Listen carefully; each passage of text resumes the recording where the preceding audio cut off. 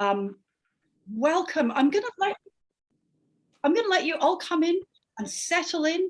And while we're doing that, while we're waiting for everybody to join us, because there's a lot of us, while we're waiting for everyone to join us, I would love to hear from you in the chat. Just say hello. If we were in a venue, which I really wish we were, drinking champagne and that sort of thing, and catching up and having a proper chin wag, we'd know who you are, but I don't know who you are. So please, well, I know who most of you are actually. Oh, Angela. So say hi while everybody is coming in, please, in the chat if you wish. You don't have to, obviously. But wow, look at all your little faces, or your big faces, or your medium-sized faces. It's just lovely. Thank you, everyone, for coming. We're going to have a couple of minutes yet, because there's a bit of a queue. It's like Heathrow Airport prior to COVID. I could Lorraine's laugh on. There's really good stuff. All right, I got Lorraine there. I think you're able to unmute yourselves. I probably wouldn't right now, just because you may have barking dogs and meowing cats in the background. But we definitely. Ooh, am I going a bit weird? Something's going a bit weird. No? All right. Ooh, look, there's Nathaniel Swain. Nathaniel Swain's coming in, everybody. Stand up, Nathaniel Swain is in. He's in the house. Hi, Nathaniel. I didn't expect that greeting when I first jumped in. Hello, Lyn. Hello. Hello. It's lovely to see you. Wow, gosh, I'm not in chat. No, why? And hi, Lorraine. How are you? I'm well, thanks, Nathaniel. So nice to see you. You too. What's the echo? That might be me. I'll turn my mic off. And has it gone? It has, but it's lovely to see you, Daniel. So as you can see, everybody, you can definitely switch your mic off, and we will. This isn't a PD, right? So this is a free for all. No, it's not, right? But it's not a PD. So I'd love to have questions and voices and that sort of thing. All right, now that's about 60. My video isn't on. I'm at the hairdresser. Well, aren't you lucky, Jackie? Right? You're very lucky. I can't get into my hairdresser. This is not hairdresser hair. This is Lyn hair, right? And there comes a certain point in every webinar where it goes to this stage called the Lego look. But my children say, "Mum, you look like a Lego," and it hasn't hit that yet. But I can guarantee you, by the end of the evening, it will have gone to the Lego look. But oh, hey, guess who's coming in, Lorraine? Sarah Peden, all the way from Canada. It is midnight over there. Sarah, say hello. Hey, Sarah. I think she's still getting organized. Wow, from Canada. Lorraine, Sarah, and I sat together at the Reading League when we went there in 2019, and we talk a lot on Twitter. A rising tide lifts all boats was the motto of the Reading League that year, and this is Lorraine, you're a bit frozen. Guys, hang on. Did Lorraine say hang on and go get something? She did. She's getting yes. Check that out. Okay, that's a big. I just need a big gin and tonic in here. Would be great. That would just finish me off well and truly. This is neat vodka. No, it's not. Good morning, everybody. Sarah. I'll get myself on camera in a half sec. I had to go and do the same thing. And then you just let me in as I was going to have water because it's like 4:30 in the morning. It's I thought I better in the morning. I thought I better escape the gin and tonic at this point. That is dedication. That is dedication. Welcome, Sarah. Love you, girl. I got to be here. Oh, for a little bit. That's so nice. That's so wonderful. Thank you. Lovely to see you. All right. I'll get myself on camera as soon as I have water. As soon as you have water. Okay. I'd like the dogs in the shop. I'll go and get my. I'll put my camera on. All right. No worries. I can.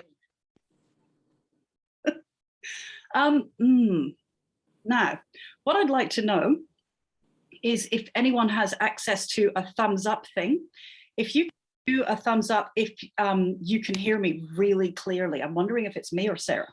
Okay, good. So nothing's interfering. Wicked. All right, that's good. Let's begin. Let's begin.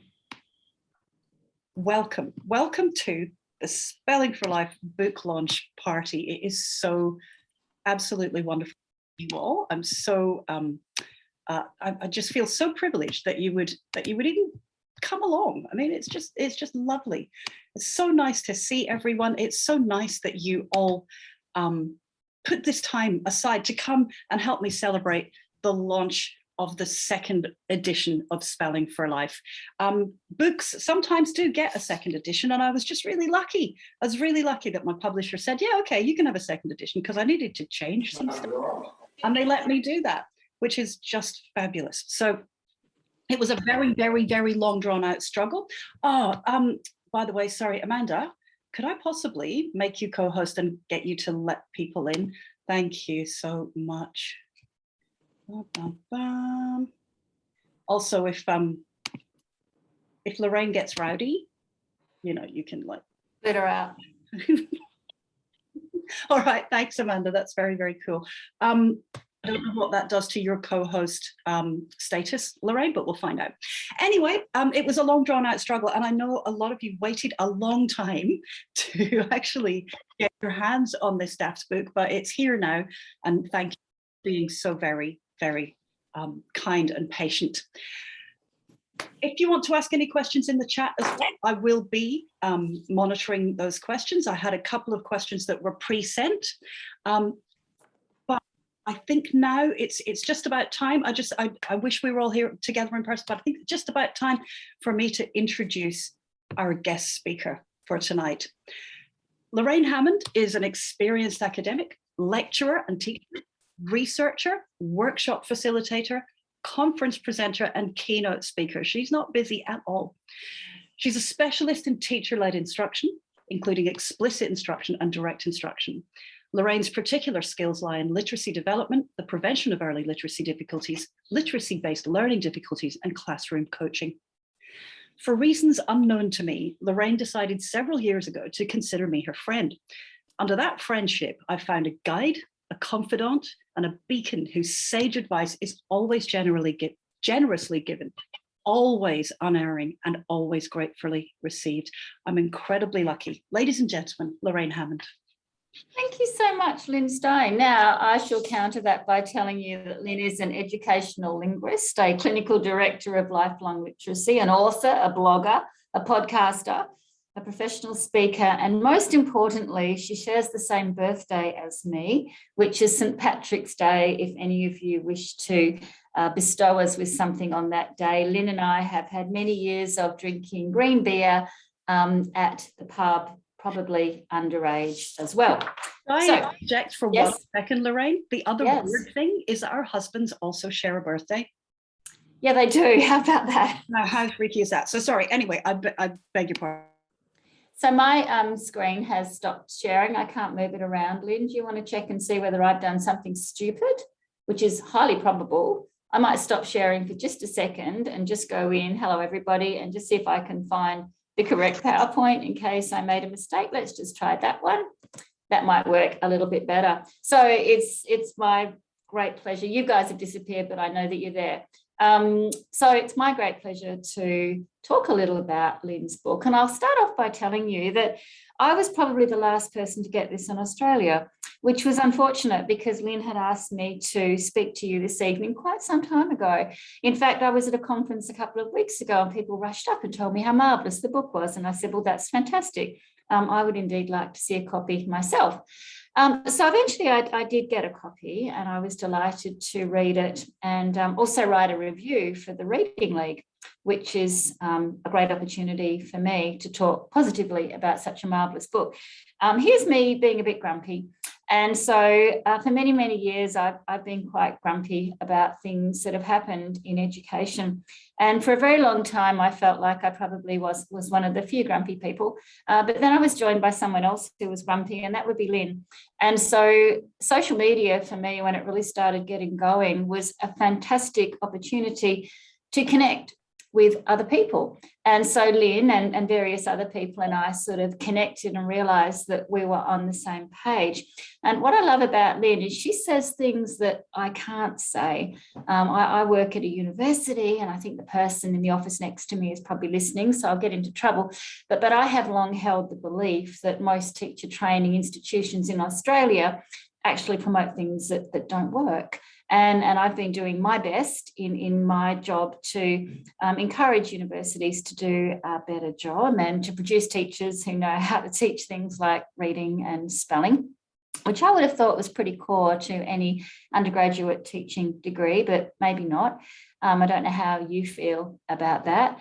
Certainly over time, lots of people have started to speak out. And I noticed that Nathaniel's with us, and Nathaniel and other organisations around Australia have set up Facebook groups and groups who have come together and said, actually, no, we're not very happy either.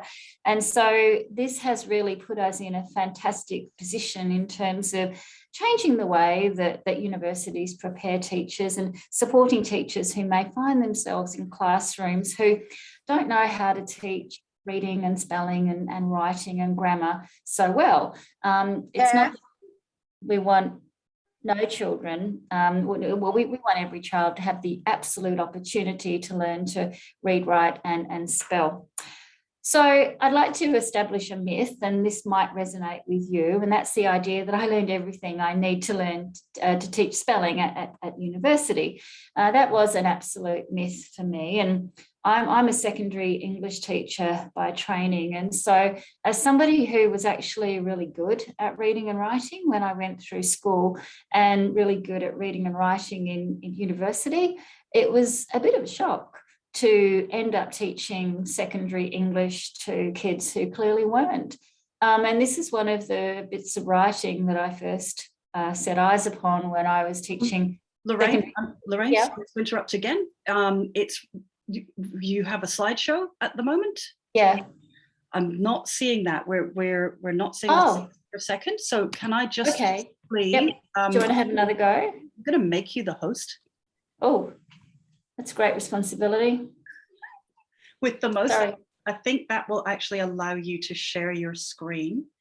Okay. Do you want to try that again? I'm really sorry, everybody. You should have shut me I'm up sorry. sooner. I should have interjected before. All right.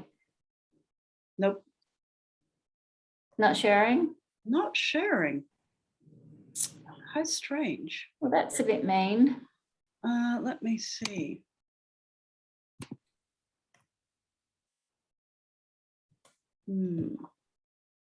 It was going beautifully when we met before. It was. Everybody was in. Let me see. I'll get out of it completely. We may have to, you may have to even zoom out and zoom back in again. But before you do, would you make me the host again? Otherwise, you're going to end the meeting for everybody. So do you know how to do that? If you hover on the top right-hand side of my screen, you'll see a little dot, and it will allow you to make me the host again. Oh, sorry, whereabouts? So where my face is. Yep. Oh, yes, dot. Yeah. So what do I do? Make host? Yep, you're the host now. Yes, you are the host. Fab. So, Lorraine, if you wouldn't mind, would you like to leave and then come back in? Sure. We promise we'll let you in again. That's okay. I wouldn't let me in either. All right. It's like I wouldn't want to be a member of a club that would allow me to be a member, right? That's the sort of thing that's happening there. So sorry, everyone, but it's a really beautiful PowerPoint, and I think you should see it. I think you should see it. That wasn't Lorraine, that was Nicole. Now, great. Okay, let's see if we can get this actually happening properly.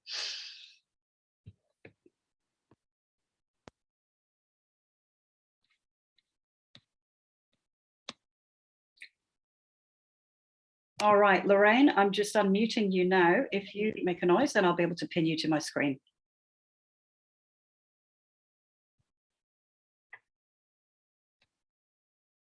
Yep, still muted. Oh. We'll get there, chaps. I'll just ask you again for unmute. And I'll make you the co-host as well. This should be fine. This should be working fine now. Oh, I love technology. I love it so much. It's fantastic. All right, let's just see. All right. Again. All right, so I'm just going to cut to the chase. I'll show you the bits that I showed you before. Yes. Working now? Beautifully. Fantastic. Okay, so that was me, right? And I was pretty angry. And then I found Lyn, and she was also angry, which was great.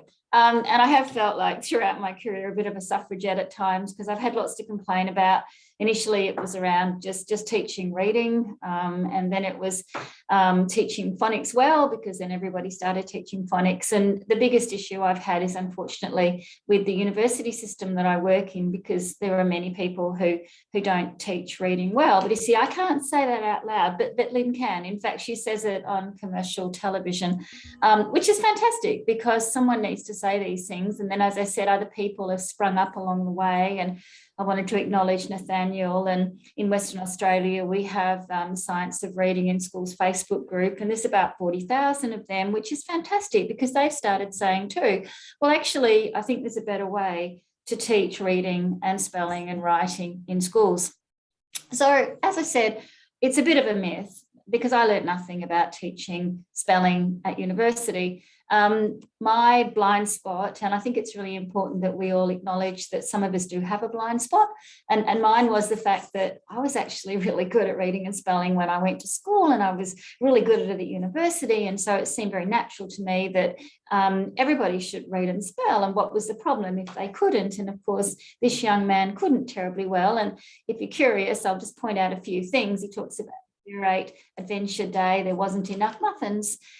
So when I saw this particular piece of writing, the best I could do was just circle the errors, and I had a red pen, and I felt that just circling them was sufficient to somehow, emblaze them on his brain and that of his peers. And luckily for him, and for anyone that I subsequently taught, I realised pretty early on that that was a wholly inadequate way of dealing with spelling mistakes. But I had no way. And now I look at these errors and I could explain them really well, but I couldn't at the time. So even though you're good at reading and spelling, and many teachers are, it does not mean that you can teach it. It's far more complicated than that.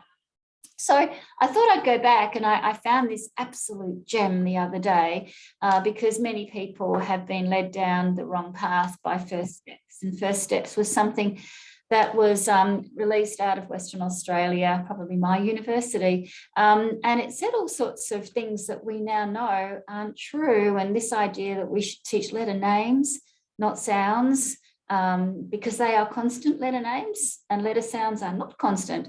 And the argument was they weren't of great use for either reading or spelling. And I'm so glad that I located this particular document. A friend of mine gave it to me because I couldn't find it. And this was the basis actually for my master's or my PhD. I can't remember which right now. So we have come a long way in some regards, and in others we haven't, because this book and others around spelling was underpinned by the view that we learn to spell through writing.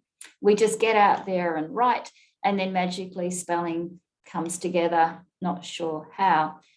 So I felt like, I'm sure many of you have, like the ambulance at the bottom of the cliff for a very long time, because of course I work in schools and I'm constantly meeting people who say to me, in classrooms, I just don't know how to teach this stuff. And many of them are new graduates, which is not great. And unfortunately, some schools that I work in have got quite caught up in these sorts of activities around teaching spelling. They're not actually activities that teach spelling. I would unkindly call some of them time-wasting activities. That would be unkind, though. A lot of them are activities that are designed, of course, to support students in terms of a visual memory for spelling. They're not actually about teaching spelling. There are two things on here that are a little bit more redeemable. But the concern is, and I'll get to this in a moment, I don't know whether students are actually taught how to identify rhyme. I'm not sure whether they're really taught how to identify syllables either. And while it's a great idea for children to feel and hear how many syllables are in words, many don't know how to do it. So there were assumptions underpinned in charts like this, which were probably great time savers for teachers, because let's face it, you've got many weeks of activities here. The students just, choose one a day, and that'll get you through quite some time. But what you're not doing here is actually teaching spelling. So along with these activities, I see all these which are, pretty pointless, but very popular. And when I speak to teachers, they'll often say, well, this is what my prac teacher did when I was on prac, or this is just something that I've seen, or this is actually all I know how to do, or worse still, this is what my system encourages me to do, none of which actually teach spelling. And here are some of my other favourites. I like to put examples like these in the student exams that I set and say, what is wrong with this? And they know. So again, activities like rainbow writing that really rely on visual memory. The idea is if you see it written enough, it will somehow become emblazoned on the brain. And then this is one of my personal favourites, because I think I might have even highlighted it for you. Some of the words are actually spelt incorrectly, and the teacher has given it a big tick. And then the students have written the spelling around shapes. And again, that's based on some pretty magical assumptions that somehow writing it out 3 or 4 times will in fact emblazon it upon the brain. And then, as you'll see, there are the word coffins that Lyn and I both detest. And they have been very popular in the past as well. And of course, children quite enjoy doing things like this, but they don't necessarily impact whatsoever on spelling. And I look at the word and I say, well, you just listen for the sounds. It's pretty straightforward. It's perfectly regular. In fact, quite a few of those words are perfectly regular if you know a bit about how sounds and symbols work. So when I teach my students about spelling, I remind them that it is a linguistic rather than a visual ability, and focus on these 3 skills: listening for sounds, orthographic awareness, and morphology. So whenever I look for, is that a good spelling program? Should we be putting it into a school? I look to see that there's evidence of those 3 areas, because, if you haven't realized, spelling is complicated. There's a lot going on. Not all words are going to be a direct listen for the sounds. You are going to have to know something about the English language. We know that CK never goes at the start of a word. It goes at the end of words. And there's rules around whether to use CK or the letter K by itself. Now, I don't think that, we just know that this doesn't work in schools. And I guess this is always the problem. I get a call out to schools sometimes and they go, spelling data is terrible. Can you come along and do some professional learning? Half a day would be great. And it really is Godspeed and good luck, because teaching spelling requires a lot of knowledge that many teachers don't have. And so if you go out with a collection of strategies, then that's what you'll get. It takes much longer. And I can still remember many years ago being sat down by a speech pathologist, audiologist. Her name's Andrea Kirlov. She's from WA. And she said to me, let me explain some spelling rules to you. And I found it absolutely fascinating, but I had to say to her, could you just slow down? Because they were rolling off her tongue the way that I fear they now roll off mine. And I look at the look of dismay on my students' faces, because they don't know simple spelling rules like when to use a C or a K at the beginning of a word. There is, of course, a rule for that. Anyway, as you will see, there's lots of potholes along the way when you come to learn about spelling rules and spelling. And one of them is, in fact, the nomenclature that underpins them. So I will say to my students, so in a 1-syllable word with 1 vowel ending in 1 consonant, we double the final consonant when the suffix begins with a vowel. And then I say, are you still following me? And most of them say, no, not at all, no idea. And of course, the reason for that is just so much language in there and nomenclature that's loaded, and I go too fast and you are overwhelmed. And that's the nature of spelling rules. And this is the problem, you see. This is how people feel, particularly if I rattle them off in a very confident way. Not only do you as a teacher have the challenge of having to teach that to students, you probably don't necessarily understand it yourself. And I understand, I hear teachers often say, well, there's just no rule to explain that. And there is. It's just, it's based on teacher knowledge that they don't have. And of course, we can't teach what we don't know. So I thought we'd start with a cryptic crossword, because that's a little bit like what it's like when you are trying to figure out a spelling rule. So I don't know whether you do cryptic crosswords, but there's a bit of a clue for you. How are you going with that? I actually can't see my cryptic crossword clue because it's been obliterated by Lyn and my face and somebody else's face. But how are you going with that? The trouble with cryptic crosswords is it's a lot jammed into a very short amount of space, and that's what I just did to you with that spelling rule. So I'll give you a bit of a clue. Any good? A bit more of a clue, perhaps? We could offer some sort of a prize, Lyn, to those people who know. Maybe somebody knows, or maybe you don't know. But the thing is, you might very well be a little overwhelmed. So I'll help you again, and I'll just tell you the answer. So it's all to do with E = mc squared. That's energy. And then, there's a clue there about relatives, and the word is Nice, which of course is the name of a French place. So I don't know how you fared with that, but it's not unlike what it's like learning spelling rules. If you don't know how to identify the syllables in the word, you don't know about long vowels and short vowels, or what a digraph is, or what a consonant is, or whether the suffix, of course, which is also an affix, which some people call a morphograph, begins with a vowel or not. There's a lot of nomenclature there, and that's only one of many spelling rules. So that was the doubling rule, if indeed I lost you somewhere along the way. And if you just take a moment to examine how many words are on that page, my goodness, there is a lot going on with that particular rule. So the challenge is to empower teachers with the knowledge, not only to understand these rules, but to be able to then teach it to students. And that, of course, is the problem. So along comes a solution, which is Lyn's book. So I'll pull up chapter 24, to double or not to double. And this very much reminds me of something that I do, although Lyn has found a way of making it even simpler. And what you're going to find in Spelling for Life are a series of lesson plans. You're also going to find a scope and sequence, and that's what the teacher at the conference was desperate for me to know. Oh, have you seen the scope and sequence? And I know that's the number one thing that all teachers want. So, for the last 2 weeks, I've been putting together a scope and sequence for the teaching of vocabulary over the 6 years of primary school. And it's a big deal, but a low variation curriculum is what everybody wants. We want to know where to start. And Lyn cleverly starts with handwriting, which of course is a precursor skill to spelling. And she maps out what you need to do and in what order. So I've chosen my favourite spelling rule.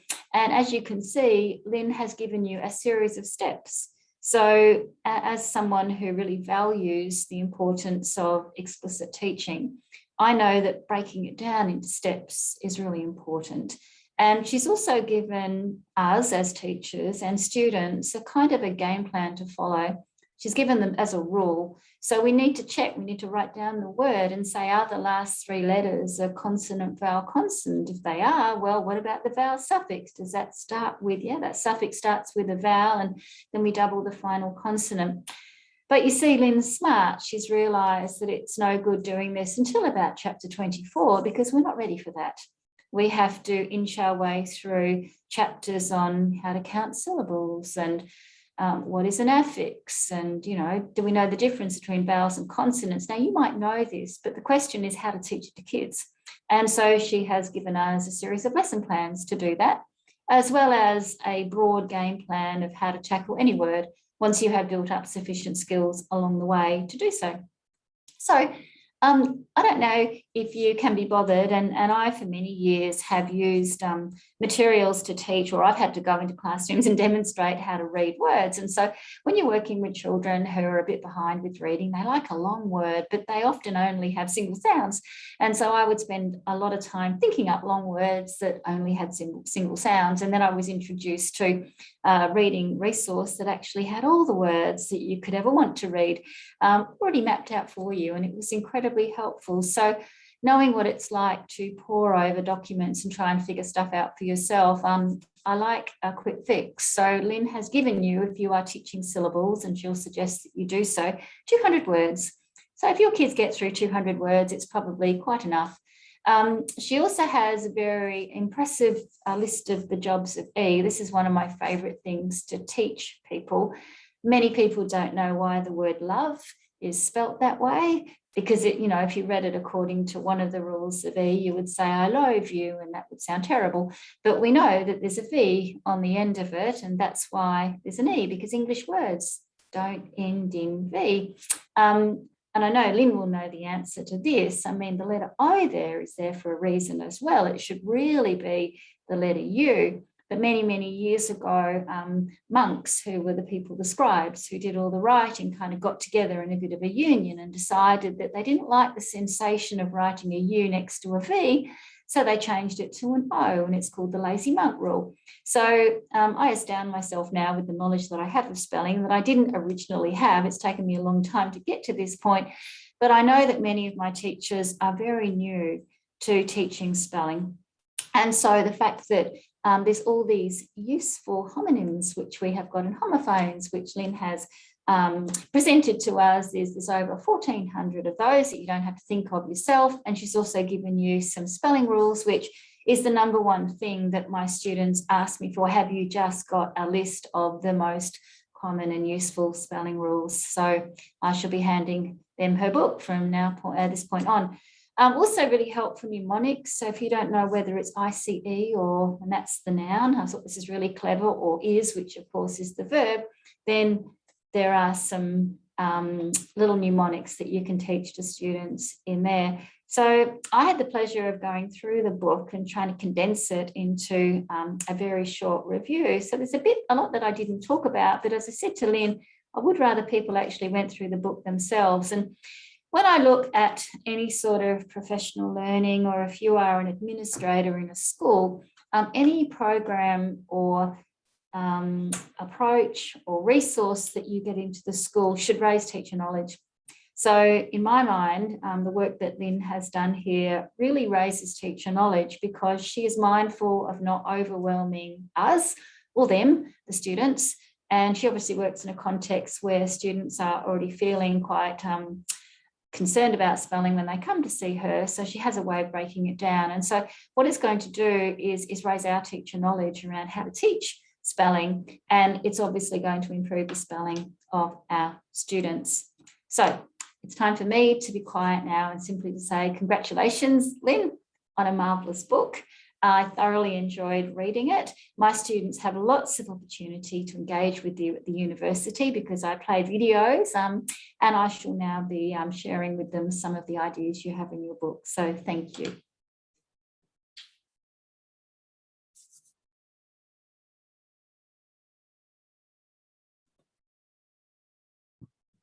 Many thanks, Lorraine. That was so kind, and you are such a gracious and lovely friend. I don't deserve you. So you're very, very kind. Thank you. That was really, really beautiful. Remember, put your questions in chat if you have them. Definitely, I'm glad that you waited so that you could listen to what Lorraine said, but I am happy to do a Q&A as well. Let's I'm going to say a few things as well. I won't take too long, but I've got your attention, and this is the Spelling for Life Spelling for Life launch. So I'm just going to take the opportunity just again to kind of give you an idea of why I wrote it, why I wrote the program, why I do the training, and so on. And that's this. It's in her 2005 article, Learning to Read Words, Theory, Findings and Issues, American psychologist Linnea Airy, who came up with the term orthographic mapping, said grapheme phoneme connections provide a powerful mnemonic system. They provide the glue that bonds letters in written words to their pronunciations in memory, along with meanings. I wrote Spelling for Life to help strengthen that glue and to add an ingredient, orthographic knowledge. When once we used to see students at Lifelong Literacy who simply hadn't been taught phonics, we now see students who have their basic alphabetic code and can read, but have very low spelling ability and can't write anywhere near grade level. The push to get children reading has been admirable from many quarters, including Code Red. So I hope you're there somewhere, Julie, because you're coming up, right? It's been really admirable in the last decade or so, or 2 decades. But we also do need to get children writing, not writing gobbledygook, right? But we need to focus on that. And indeed, if this doesn't shift to become the priority in primary classrooms, then we'll continue to have dismal academic results in writing like the ones we see today. And when I say writing, you know me, I don't mean writing stories. That's the lowest priority. I mean learning through writing. I mean responding in writing to what is being learned. Orthographic knowledge, in my view, is something of an antidote to the decline in writing. Teachers should have this information in their training courses. Children should have this information in their classrooms. Beginning reading programs that don't explicitly teach handwriting and the rules of spelling simply aren't good enough for a lot of the children that we run into at Lifelong Literacy. Now let's look at why that is. Firstly, it's a good idea to keep in mind the fact that writing systems developed to communicate words, not sounds. It's a subtle but very significant difference. Alphabetic writing systems developed over time, and it's true, they attempt to encode phonemes in the speech stream. But that encoding in English also employs a layer of recombination, because we've got 26 letters, right? Where certain symbols acted as signals, such as the D in badge and hedge and bridge, the H in honest, the W in watch, and final silent E. They're there not to represent phonemes, but to give other information about the words that they appear in. And that information can be systematically taught. And that's my contention. That's what I think needs to be taught. Phonics goes some way towards this, and some phonics programs do it better than others. But I'm very suspicious of resources that tell you not to bother with the rules. For a system to actually be a system, one of its components is that it has rules. Rules are ways of establishing regularity, what's regular and what's not regular. Rules are ways of predicting certain things. Systems are created and can be analyzed in terms of rules. Of course, English writing is rule-based, just like English grammar, just like mathematics, just like physics, just like chemistry, just as anything that isn't chaos. There's no need to be shy about it. So Spelling for Life was written to try and make people not shy about it. When graphemes aren't representing phonemes, they're showing you how to apply a rule. So you can distinguish similar words, both in pronunciation and meaning. Final silent E is a really good example of this, and I've done lots of work on final silent E in the book. So if teachers, here's the thing, if teachers are happy not knowing how the writing system works and not teaching that to their students, then there will inevitably be some chaos. The students may learn to read with a haphazard or random approach to the sounds, symbols, and meanings of the letters on the page, but for some, their ability to then independently use those symbols and generate and consolidate their learning and their passions and their thoughts through print will be an impossibility. If you want to live in chaos instead of introducing order, think about the chaos it inevitably brings in the lives of many of your students who need this orthographic knowledge. Though graphemes and phonemes intersect quite neatly, they are different forms of communication. Trying to squeeze phonemes into graphemes and ignoring the underlying orthography, etymology, and morphology puts me in mind of Cinderella's stepsisters trying to squeeze their large feet into her dainty slipper. There's more to letters than sounds, and that's why I wrote the book. I also wrote it to try to dispel the worrying and common myth that if you can read a word, you can write it, right? that somehow writing is the flip side of reading. It's not. Spelling is not the flip side of reading. Writing is not the flip side of reading. Accurately retrieving a string of letters and placing them on a page takes a great deal more effort, energy, and proficiency than reading does. We have to make sure that word retrieval is subject to as much pressure, focus, and teacher learning as word recognition is. Whenever you're confronted with a rigid idealist trying to persuade you that word guessing is a fine strategy, ask them how this can possibly enhance spelling. Pernicious falsehoods like this allow poorly trained teachers to blissfully plod along with their 3Qing nonsense. So ask, how does that help them spell? That question needs to be asked every single time. All right, now that's the grim stuff. Now the lovely stuff.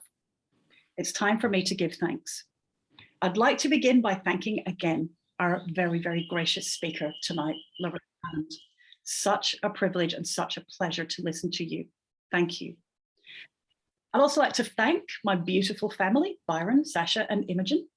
I got quite cross during the process of writing this book, or this second edition, and having to repeatedly correct it. And they bore it all with humor and love, like they bear all of life's slings and arrows. Had this been a face-to-face event, I would have forced them to dress up and attend, but since it's Zoom, they all get a free pass. But I'm going to thank them anyway, and I'm going to play this bit to them, much to their embarrassment. So there we go. Next, I'd like to thank my team of staff, whose dedication and expertise have allowed me to retire completely from tutoring, secure in the knowledge that they can basically run this practice without me. In doing so, they're changing the lives of hundreds of children for the better. Amanda, Ayla, Christiane, Patrick, and Sue, you have no idea how special you are to me. I don't consider you employees. I consider you trusted friends and colleagues, and I give heartfelt thanks that you're in my life. And finally, to my former students, without whom I would never have developed any of these techniques. And to my new students, the teachers and practitioners who come to my talks and do my courses, thank you. I'm ridiculously fortunate to have the job that I have. And it's because of you that I have it. My gratitude is endless. So thank you once again, everyone. And because it's a party, I am now going to toast everybody, but because I have to keep my wits about me, it's just San Pellegrino. However, not to let you down with the sparkle, I have got one of these really old champagne glasses I picked up at an op shop. So I would like to say to everyone, cheers, thank you. And then she chokes on her drink. No, it didn't happen. I thought that was going to happen and it didn't. I didn't go like that. That would have been great. That would have gone viral. Maybe I should have done it. All right. Anyway, now, I imagine I'm hoping there are questions coming up. I want to answer one. Thank you, everyone. I want to answer one that was sent. And I've been thinking about it a lot. I've been thinking about this question a lot because I'm not sure I know the answer. I'm not sure I know the answer, and I'm happy to admit I don't know the answer, but it's from Bianca Wolverton, and I know you're here tonight, Bianca.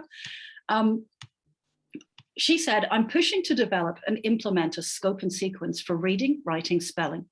We have a base of little learners love literacy, and hopefully also a maths one. It's probably a silly question. Nope, there's no silly question, right? It's probably a silly question, but quite a simple answer, but I'm struggling to ignore the eye rolling and the do my own thing teachers. How do you get fellow teachers or your team or the school to follow a scope and sequence and see the importance of it? And that I've been struggling with that question because, you know, I think I get a lot of questions, and I'm sure we all get a lot of feedback from teachers, those who train teachers, about that isolation, that professional isolation, when they decided that they're going to go, you know, towards a more systematic approach to teaching literacy. And the eye rolling and the no, I'm going to do my own thing, and I don't have the, you know, I don't see the importance of that. And I don't think there's a simple answer, Bianca. One of the things that has changed for teachers who sort of lead the way and have managed to turn their schools around, and you know, again, there's a hierarchy in schools that's difficult to overcome sometimes too. But one of the things that they feed back to me is that data, like their students consistently do better. That's a very, very persuasive tool. Takes a long time though. I wrote about the kind of people that were up for change and the kind of people that aren't up for change, and the kind of people that won't change no matter what, even in the face of evidence in reading for life. So it's more, that question's more answered there, but you know, but I would, you know, I'd love to hear from others tonight as well on that, because honestly, that's a really hard question. First port of call, data. After that, gosh, Bianca, it's hard, and I feel for you. Now, I want to answer another question before we announce the winners of the scholarship. Gosh, my word finding's not good tonight. Oh yes, and Bianca also, gee whiz, Bianca, you're contributing beautifully tonight. I find a battle every day saying we need to teach handwriting. How can they write when they don't know how? Absolutely. Spelling, handwriting, these are cooperative activities. You need to show them how to do that with language that is consistent across the time that you're with them, and consistent hopefully across the school. So gosh, Bianca, maybe you should just come and work for Lifelong Literacy. I don't know. Now let me see, do we have any other questions? There's some beautiful thank you, Pam, there's some beautiful comments in there. Anyway, let's move on to our next bit. Feel free though to put questions in the chat, or we'll have Katrina says, Greg Clement, the principal of Clayton South, spoke recently about how he got his staff on board. And thank you, Katrina. And Karen says, an online PLN, professional learning network, can help keep you sane, including while you're searching for a like-minded colleague. And you know, things like Nathaniel's group, Think Forward Educators, sharing best practice. There are multiple groups, Reading Science in Schools, good heavens, on Facebook, that keeps connected and you know, sane, as we were saying. Felicity says, what do you say to a head of learning support when they say they are teaching explicitly, but they don't use decodables? Yeah, I know,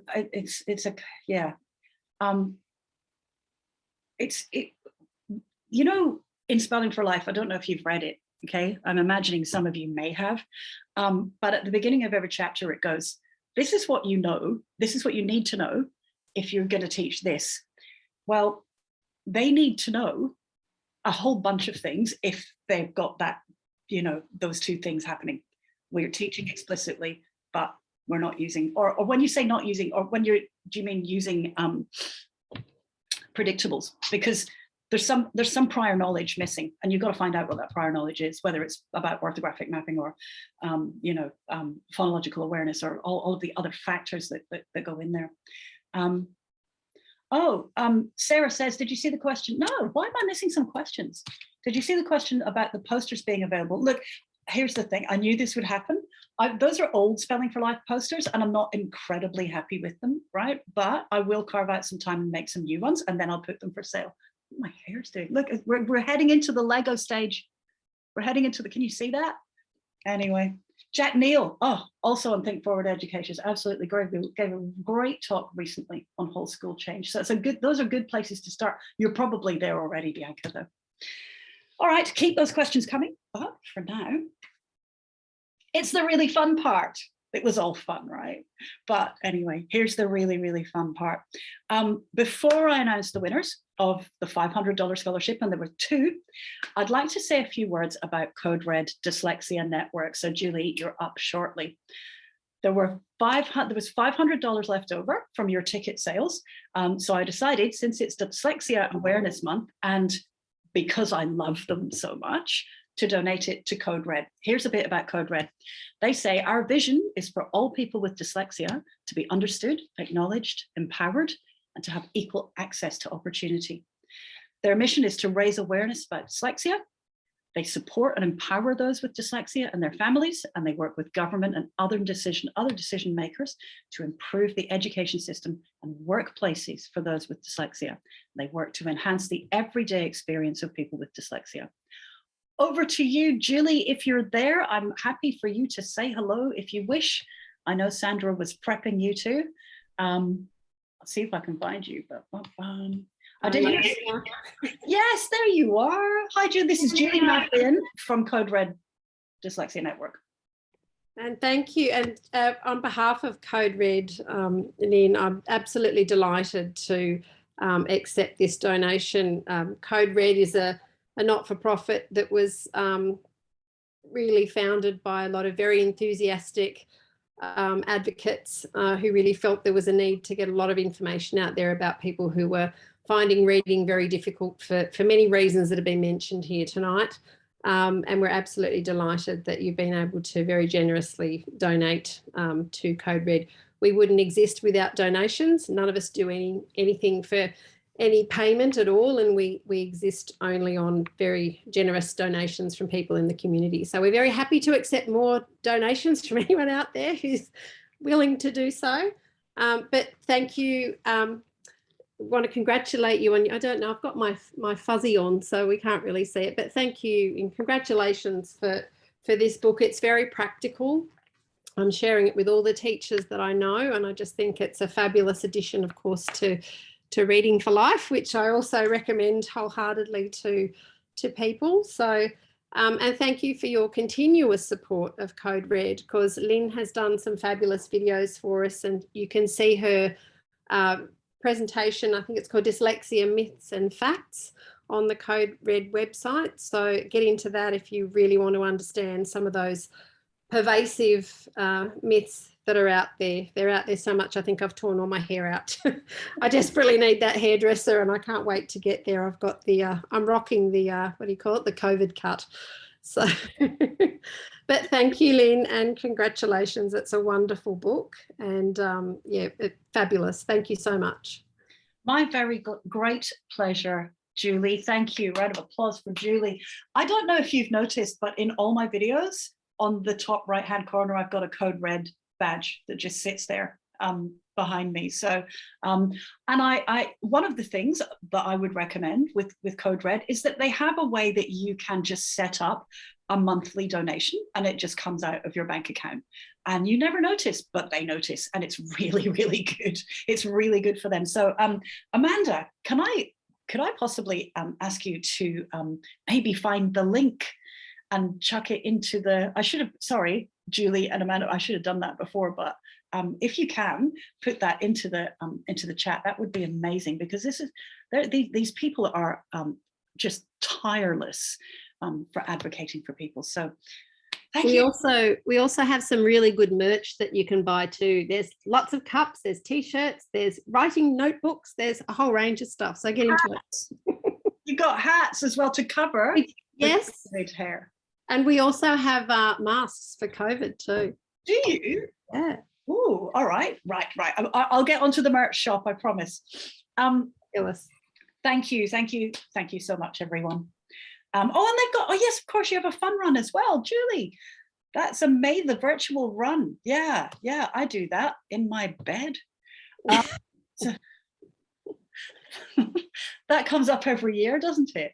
Yes, it does. And it's a fabulous way to get involved and have a bit of fun and engage the community as well, which is, you know, what we need to do. Awesome. Thank you. Code Red, everyone. All right. Now, I guess it's drum roll time, isn't it? So there were many candidates, and whittling it down to 2 was not an easy task. Every entry for this scholarship was really compelling and tugged up my heartstrings. And as a result, I'd like to extend that scholarship just a little bit further and give a $90 voucher to all the people that are on the shortlist. If you haven't heard from us, you will hear from us shortly about that. This will grant you a place on Tutoring for Life or 2 mini courses, or you can even put it towards any of the bigger courses. But overall winners, there must be.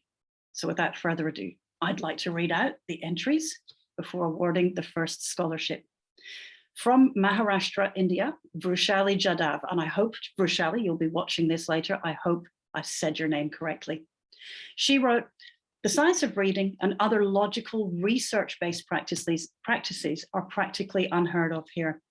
Unfortunately, many students don't receive the support they need and end up being non-readers or average readers for the longest time. Teachers also do not have access to quality and relevant teaching methods. It is my aspiration to reach out to as many students and parents as possible to offer them a chance to have access to high quality teaching practices. The scholarship will support my endeavour to self-upgrade and carry it forward in my own small way. I've been following Lyn's work for a very long time. I've done a short course with her too, and these lessons have transformed my classroom. Considering the dollar to the Indian rupee conversion, I often have to hold back my enrolment in a particular course and wait until I have enough funds to learn something new. So the scholarship goes to Vaishali with our very best wishes. We know she's doing her best to provide education to those around her in some very, very difficult circumstances. So round of applause for Vaishali Jadhav. I hope I've said your name right. All right. And our second recipient tonight is Kylie Jones. Here's a bit of what she wrote to us. My name is Kylie Jones, and I'm the founding director of a new not-for-profit organization called Remote and Isolated Support in Education, or RAISE Education. RAISE Education aims to advance children's education in remote and isolated locations through the provision of individualized learning programs and classroom support. This educational support complements the child's distance education program and ensures vital learning, particularly in literacy and numeracy. It ensures that it's not neglected or missed. I started this organisation to support families living in remote and isolated areas across Australia to ensure that every child has the opportunity to reach their full potential, regardless of living location. I've spent close to 20,000 from my personal savings to establish RAISE Education, and I've been working throughout this year in a full-time capacity with no pay. Luckily, I had a small amount of savings from my time working as a teacher to make this organisation a reality. I truly believe in what I'm doing, and I have seen a real need for the support RAISE Education provides. We're trying to gain charity status to improve our chances of gaining funding and sponsorship. However, at this stage, there is very limited money available. This scholarship would have a significant impact on my professional development, and it would allow me to continue to improve the services I deliver. So far, I've mainly focused on reading intervention programs because many distance education providers are still following a balanced literacy approach. I really want to improve my knowledge and skills in language and writing, and I'd like to create an integrated literacy support approach. So I think that deserves a warm, if very digital, round of applause. Kylie and Vaishali, I'll be contacting you shortly with your voucher code. Kylie, if you're there, and I wasn't sure whether you were, you're very, very welcome to say a word. Da. Yeah, I'm blown away, like I'm shaking. So thank you so much. This means, yeah, so much. I'm sorry I didn't prepare you either. So I wanted it to be a total surprise. So great, thank you. It's wonderful. I'm very, very, very glad. Congratulations, well deserved, absolutely. Brilliant stuff. All right, well, we are hurtling. If you've heard me talk before, I'm always saying we're hurtling towards the end of our party. I'm really happy, like I say, it's been an hour and it's the evening and so on. Really happy to take questions. I'm not sure if I've missed any in the chat. If I have, let me know, or unmute yourself and talk. Or we could just go, right? That's the other thing that we could do. Fabulous. Lots of congratulations for Vaishali and Kylie. So that's really, really good. Thank you, everyone. And this is the time, if we don't have a lot of Q&A, then we can go, which I don't mind. See, if it was a party, right, and I was giving you alcohol, yeah, you'd be lingering, wouldn't you? One day, all right. Oh, I do have some news though. I do have some news. DSF Perth, who's going to Dyslexia Spell Foundation Perth, and who is presenting? Who's got 2 thumbs and is presenting at DSF Perth? Yeah, Nathaniel, fantastic, very good. All right, I can't see everybody else's thumbs, but I hope there's more thumbs. We just got our acceptance today. Well, I did. I got mine today. So I will be in Perth. You will have to. Wild horses are not going to keep me away from that conference. It's going to be amazing. Everybody, you should go to it. When? It's a good question, Anuska. I don't know, can't remember.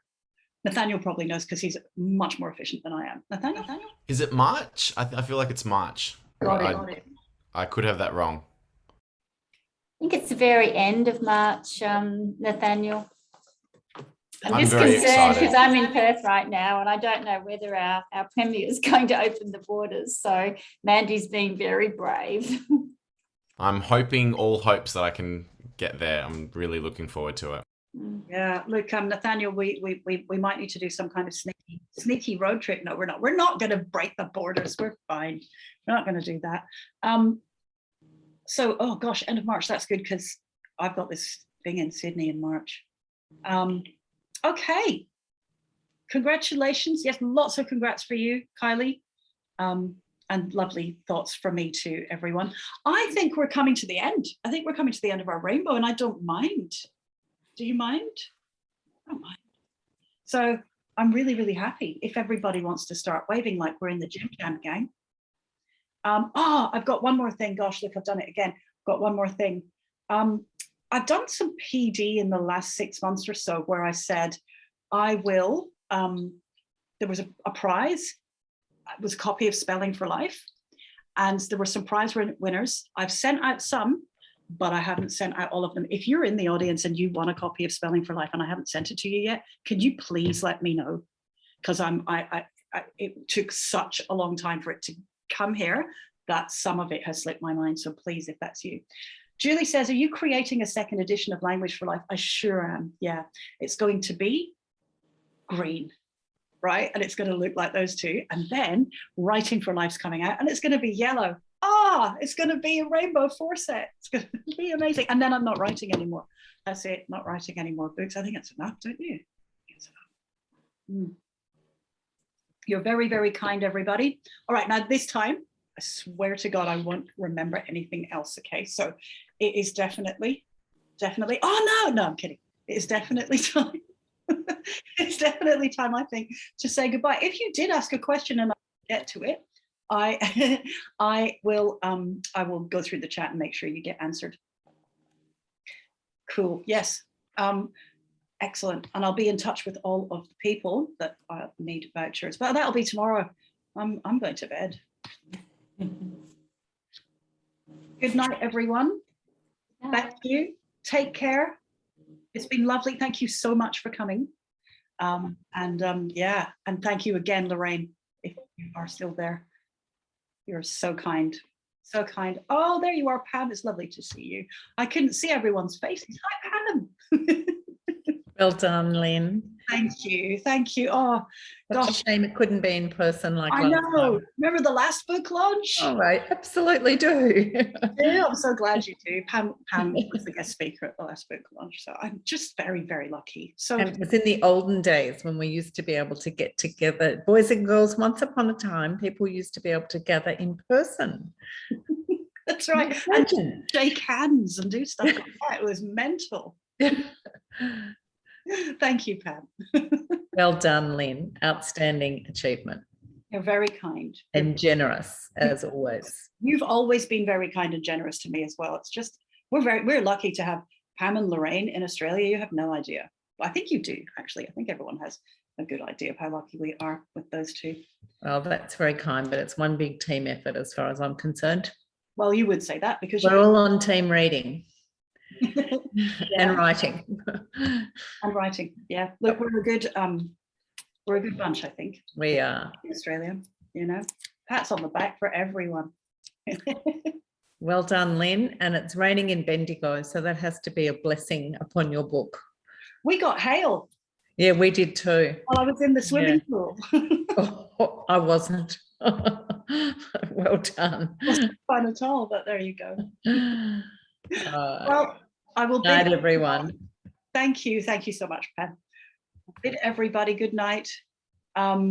Hey, Christy and Amanda, if you haven't gone, I think Amanda might have gone. Do you want to stick? And Sue, do you want to stick around for a sec or two? That would be really good. I think Amanda's gone. Bless her heart. Bye, Julie. Take care.